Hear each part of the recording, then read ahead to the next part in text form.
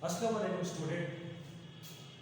आज का जो हमारा टॉपिक है वो है इक्विपार्टीशन थ्योरम ऑफ एनर्जी। अगर हम इक्विपार्टीशन थ्योरम ऑफ एनर्जी को सिंपली डिफाइन कर ले तो हमारे पास ये इस तरह है कि एनर्जी पर degree of freedom is half kT। Classically जो हमारे पास एनर्जी पर डिग्री ऑफ फ्रीडम होगी वो हाफ kT होगी, या दूसरे लफ्जों में each quadratic term in energy formula correspond to an energy equal to half kT। जब हम एनर्जी का एक्सप्रेशन देखेंगे तो उसमें हर एक जो स्क्वायर टर्म होगी, जो क्वाड्रेटिक टर्म होगी, वो हाफ kT के इक्वल होगी। ठीक है, ये हमारे पास है इक्विपार्टीशन थ्योरम ऑफ एनर्जी। अब हमने इसको आज प्रूफ करना है। ठीक है, हमने आज इक्विपार्टीशन थ्योरम को प्रूफ करना है। इसको प्रूफ करने से पहले हम फेज स्पेस का थोड़ा सा कंसेप्ट देखते हैं। अगर हमारे पास एक पार्टिकल मोशन में हो तो हम जानते हैं कि उस पार्टिकल के साथ एक मोमेंटम और एक पोजीशन वेरिएबल एसोसिएट होंगे। मींस कि वो पार्टिकल किसी मोमेंटम के साथ और किसी पोजीशन क्यू के साथ वो मोशन में होगा। ठीक है, अगर हम यहाँ पे मोमेंटम और पोजीशन को प्लॉट कर ले, यहाँ पे p मोमेंटम है और q पोजीशन है, और हम एक पार्टिकल ले लें तो उस पार्टिकल को हम इस p और q प्लॉट में हम रिप्रेजेंट कर सकते हैं। अगर p1 उसकी मोमेंटम है और q1 उसकी पोजीशन है तो उस एक सिंगल पार्टिकल को हम इस तरह रिप्रेजेंट कर सकते हैं। तो इसको हम कहते हैं फेज स्पेस। फेज स्पेस हम जब कहते फेज स्पेस हम उसको कहते हैं जब एक किसी पार्टिकल के मोमेंटम और पोजीशन को हम प्लॉट कर देते हैं। ठीक है, अब ये हमारे पास एक पार्टिकल के लिए था।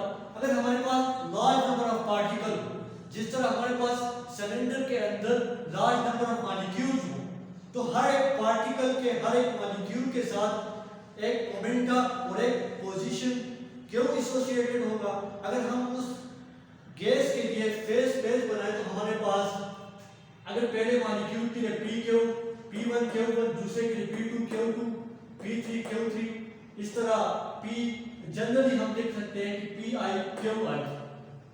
ठीक है, तो इसको हम कहते हैं फेज स्पेस। अब हम कंसीडर करते हैं कि हमारे पास एक लार्ज नंबर ऑफ मॉलिक्यूल्स है, एक सिस्टम है जिसमें बहुत सारे पार्टिकल्स हैं।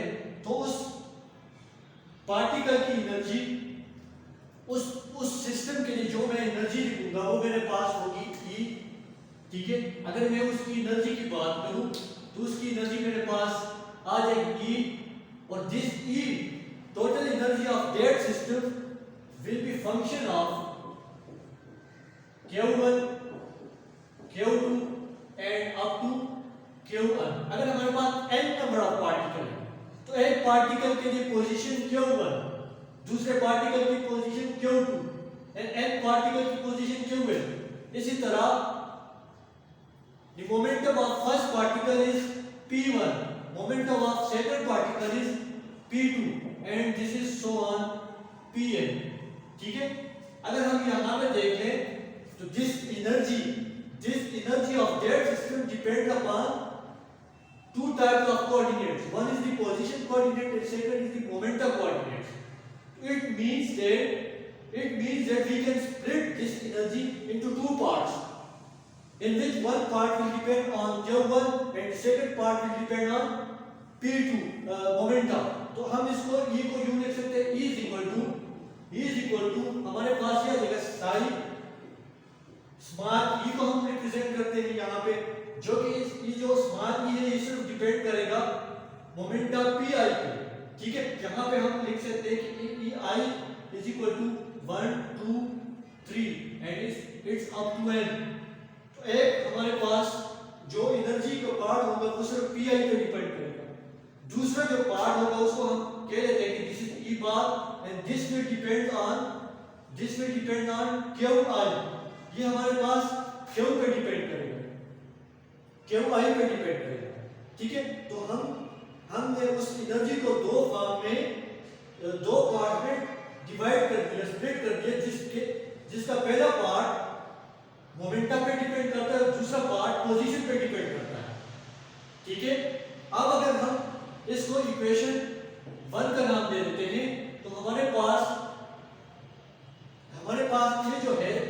psi I pi is quadratic in momentum, ठीक है। दिस जहां पे जी जो है ये जो काइनेटिक एनर्जी को कोरिस्पॉन्ड करता है, तो हम काइनेटिक एनर्जी हमें पता है kinetic energy equal to p square divide by p 2m होता है। तो इसका मतलब ये हुआ कि दिस स्मॉल e जो हमारे पास काइनेटिक एनर्जी को रिप्रेजेंट करता है इस क्वाड्रेटिक इन मोमेंटम pi, ठीक है। इसका मतलब ये हुआ कि हम इसको यूं लिख सकते हैं I pi, ठीक है, b एंड हमारे पास ये आ जाएगा pi स्क्वायर, ठीक है। यहाँ पे p एक अननोन कांस्टेंट है, ठीक है, इसकी वैल्यू कुछ भी हो सकती है। अब इसको हम इक्वेशन 2 का नाम दे देते हैं। अब हमारे पास, अब अगर हम कंसीडर कर ले कि हमारे पास एक कैनोनिकल इंसैम्पल है, तो कैनोनिकल इंसैम्पल को अगर आप निकाल कर ले तो वहां पे सिस्टम और हीट बाथ का आपस में इंटरेक्शन होता है, ठीक है, सिस्टम और हीट बाथ का आपस में इंटरेक्शन होता है। अब हमारा जो टास्क होगा वो होगा मीन एनर्जी को कैलकुलेट करना। मीन एनर्जी को अगर हम ये बोल दें कि अगर हमारे पास ये मीन एनर्जी है, ठीक है, मीन एनर्जी के ऊपर मैंने ये डैश लगाया तो ये हमारे पास मीन एनर्जी आ गई। अब हमने इस मीन एनर्जी को कैलकुलेट करना है, तो मीन एनर्जी को मैं किस तरह कैलकुलेट कर सकता हूं? तो मीन एनर्जी को मैंने कैलकुलेट करना है इस तरह से।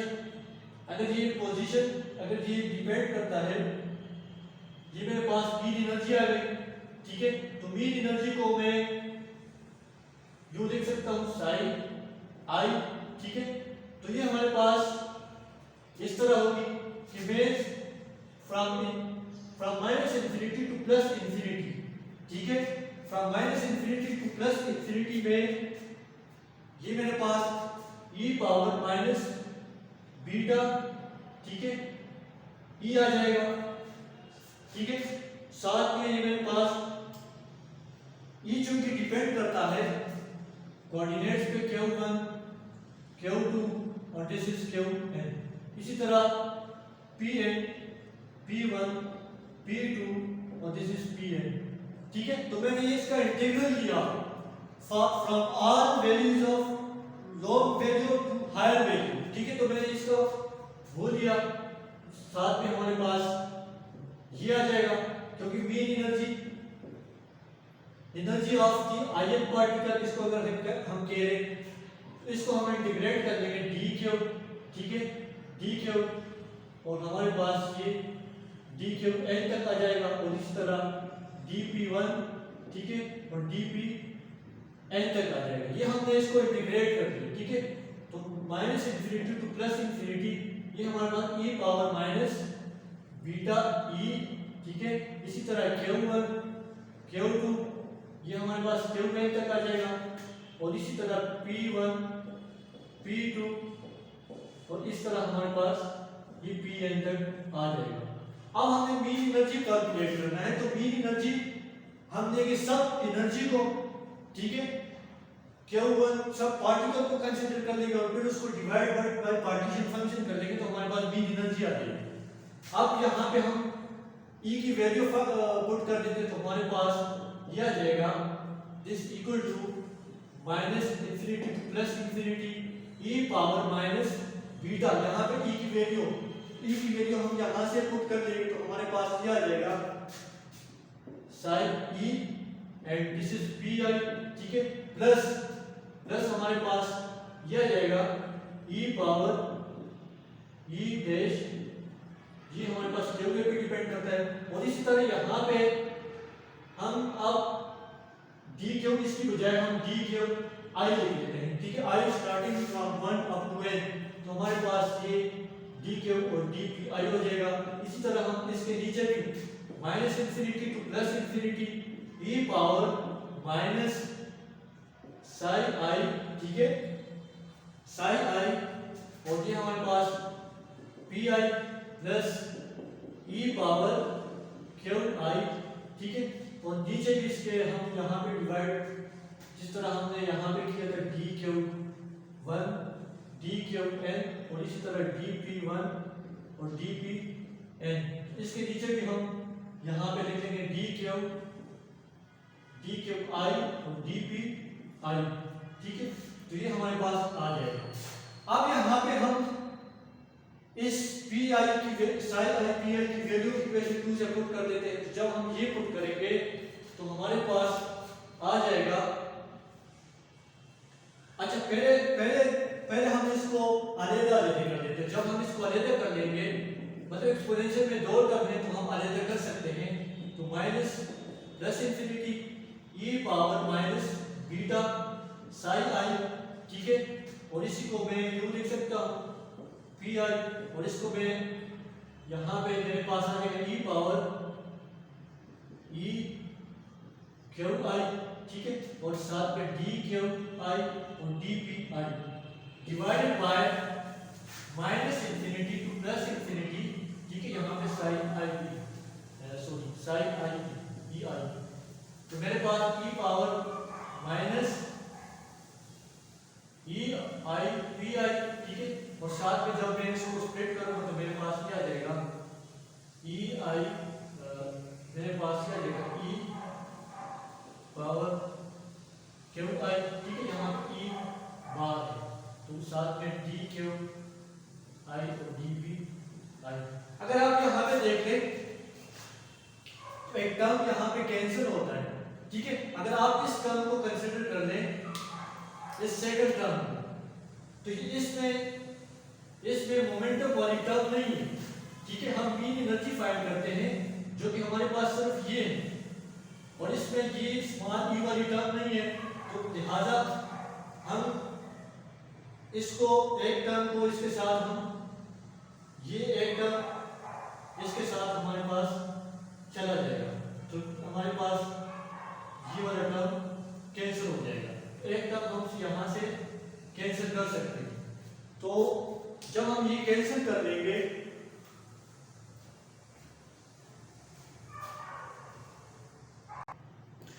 जब हम ये वाली टर्म एक टर्म से यहाँ पे कैंसिल हो जाएगा, तो जो हमारे पास चीज रह जाएगी this is sine, this is e, ठीक है, हमारे पास minus infinity to plus infinity, और जो टर्म हमारे पास रह जाएगी ई पावर माइनस बीटा, ठीक है, and this is E i, और साथ में ये पी आई, और मेरे पास जो है जगह डी पी आई, ठीक है, और यहाँ पे ये ई आई। नीचे जो मेरे पास टर्म रह जाएगी तो मेरे पास e power minus beta e i और पी आई मेरे पास रह जाएगा, और साथ में ही डी पी आई, ठीक है। अब हम ये मेरे पास रह जाएगा। अब इसको हम इस तरह भी लिख सकते हैं, ठीक है, इसको हम यूं लिख सकते हैं। अगर मेरे पास चूंकि यहाँ पे ई आई है तो मैं इसको यूं लिख सकता हूँ माइनस प्लस इंफिनिटी टू, ठीक है, इसको मैं यूं लिख सकता हूँ कर्ली ओवर कर्ली बीटा, ठीक है, minus plus infinity E power minus beta beta e i, और ये ई आई हमारे पास पी आई हो जाएगा, और डी पी आई। इसको मैं यूं लिख सकता हूं कि मैंने चूंकि यहाँ पे ई आई था, ठीक है, तो जब इसको मैं डेरिवेटिव फॉर्म में लिख सकता हूँ कर्ली और कर्ली बीटा, तो जब ये इस पे दोबारा लगेगा तो इस ई आई हमारे पास इधर शुरू में आ जाएगा, ठीक है। तो इसको मैंने यहाँ इस तरह लिखा, और इसी तरह minus infinity to plus infinity E power minus beta e i, और साथ में ये पी आई और d P I.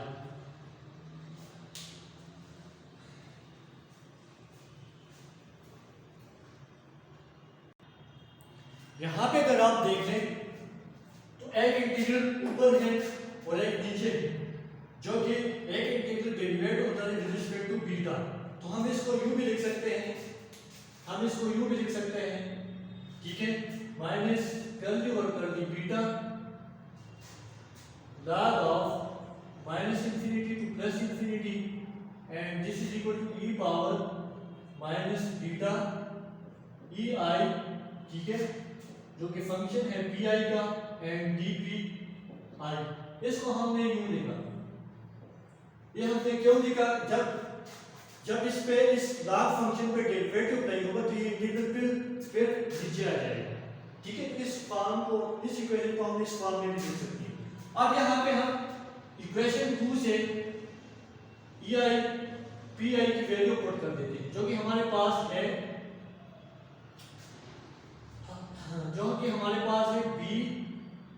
B p i square. इसको जब हम मैं यहाँ पे लिख लूंगा तो मेरे पास ये आ जाएगा माइनस कर्ली और कर्ली बीटा, ठीक है, log of minus infinity to plus infinity E power minus, इसकी जगह मैं ये वाली वैल्यू पुट करूंगा तो मेरे पास बी पी आई स्क्वायर आ जाएगा, ठीक है, साथ डी पी आई। अब इसको मैथमेटिकली सॉल्व करने के लिए हम एक असम्पशन कर लेते हैं। असम्पशन हमारे पास ये होगा कि let y is equal to beta power 1/2, ठीक है। ये हमारे पास पी आई, मैं असम्पशन कर लेता हूँ यहाँ पे। तो जब मैंने ये असम्पशन किया कि लेट, मैं वेरिएबल y मैंने इंट्रोड्यूस किया जिसको मैंने इसके इक्वल रखा, तो जब मैं यहाँ से डी पी आई की वैल्यू फाइंड करूंगा तो डी पी आई की वैल्यू मेरे पास आ जाएगी डी वाई, ठीक है, डी, जब मैं इसका डिफरेंशियल लूंगा तो ये मेरे पास बीटा माइनस 1 और 2 आ जाएगा। इसी तरह जब मैं पी आई स्क्वायर की वैल्यू, क्योंकि यहाँ पे पी आई स्क्वायर है, ठीक है, तो पी आई स्क्वायर की वैल्यू मैं जब फाइंड करूंगा तो मेरे पास ये आ जाएगा वाई स्क्वायर एंड बीटा।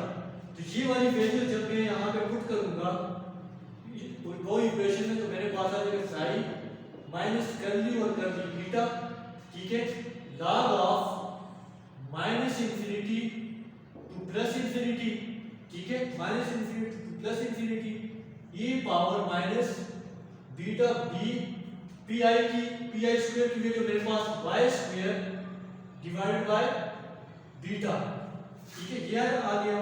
और साथ में ये डी पी आई की वैल्यू हमारे पास आ गई beta inverse and D Y, ठीक है, ये मेरे पास आ गई। Psi is equal to this E is equal to mean energy is equal to minus curly और कर्ली बीटा, ठीक है, log ऑफ यहां से बीटा के साथ कैंसिल, ठीक है, ln मेरे पास आ जाएगा minus integral of minus infinity to plus infinity E power minus B Y square, ठीक है, and this is beta 1 over 2 and D Y. अब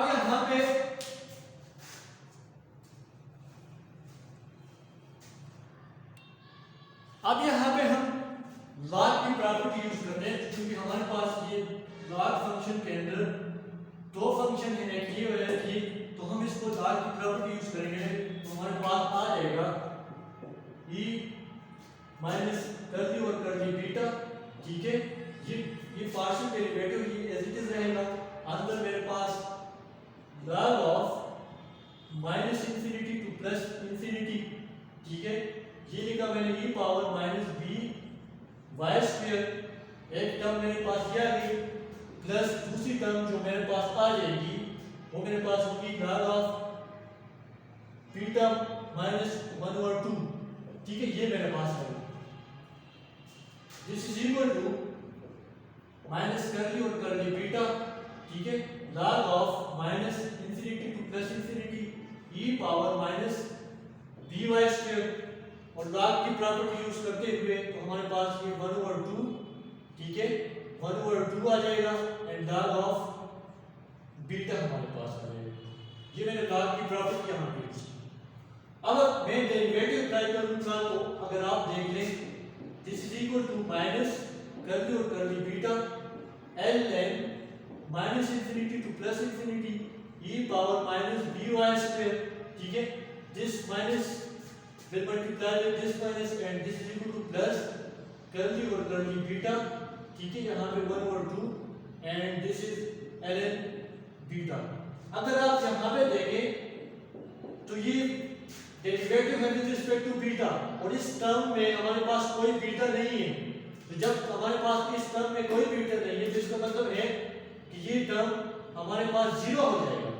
ठीक है, ये टर्म हमारे पास जीरो हो जाएगा तो हम इसकी जगह जीरो पुट कर देते हैं, और यहाँ पे 1 और 2 और log ऑफ ये मेरे पास है 1 और beta psi is equal to mean energy is equal to half मेरे पास बीटा आ जाएगा। यहाँ पे बीटा की वैल्यू हम जानते हैं 1 ओवर के बी टी होता है।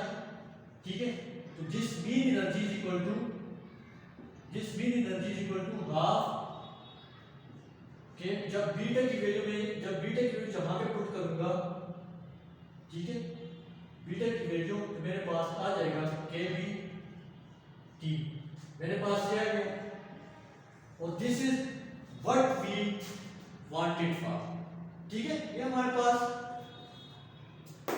इसकी प्रूफ आ गई कि एनर्जी पर degree of freedom is half के बी, और ये हमारे पास आ गया। यहाँ पे के बी बॉर्डनेस कांस्टेंट है और टी टेम्परेचर है। ठीक है, तो ये हमारे पास आ गई। अब हम इसकी एप्लीकेशन देखते हैं कि किस तरह हम इसको अप्लाई करेंगे। ठीक है, ये हमारे पास आ गई। अब हम इसकी एप्लीकेशन देखते हैं कि ये हमारे पास किस तरह होगी।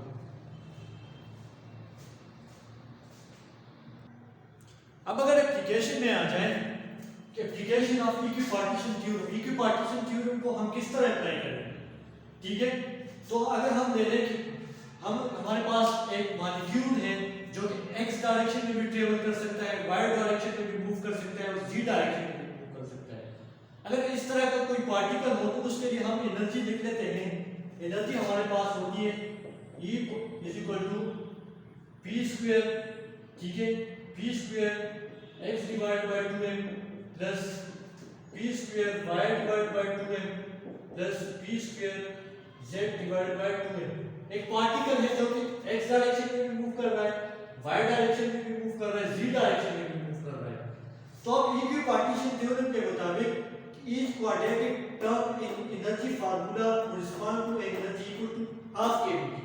तो यहाँ पे देख ले, एक क्वाड्रेटिक टर्म हमारे पास ये है हाफ kV, इसको कोरिस्पॉन्ड करेगा। दूसरी क्वाड्रेटिक टर्म यहाँ पे ये है तो हाफ kV इसको कोरिस्पॉन्ड करेगा। थर्ड क्वाड्रेटिक टर्म हमारे पास ये है तो हाफ kV इसको कोरिस्पॉन्ड करेगा।